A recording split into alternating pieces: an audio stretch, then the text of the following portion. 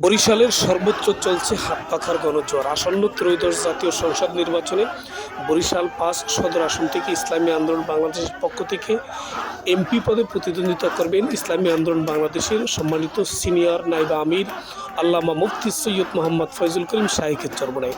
আজকে তিনি সন্ধ্যার পরবর্তী সময়ে রূপাতলী মৎস্য বাজার, যেখানে কাঁচা বাজার বিক্রি হয়, সেখানে তিনি গণসংযোগ করেন। এ সময় ব্যবসায়ীরা খুব উৎসুকভাবে এবং আনন্দ চিত্তে তাকে সাদরে গ্রহণ করেন এবং আগামী 12ই ফেব্রুয়ারি জাতীয় সংসদ নির্বাচনে হাত পাকা মার্কায় তাকে ভোট দিবেন এমন প্রত্যয় ব্যক্ত করেন।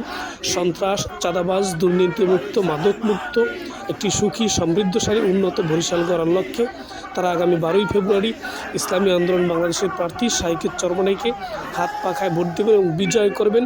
চতুর্দিকে শুধু হাত পাখার স্লোগান শোনা যাচ্ছে। ব্যবসায়ীরা স্লোগান দিচ্ছেন, কথা বলছেন, মুসাফা করছেন, কেউ দোয়া নিচ্ছেন। মনে হয় যেন তারা তাদের অতি আপনজনকে বহুদিন পর তাদের কাছে পেয়েছে। এভাবে আনন্দ চিত্তে তারা শাইখের চরমনাইকে গ্রহণ করতেছেন।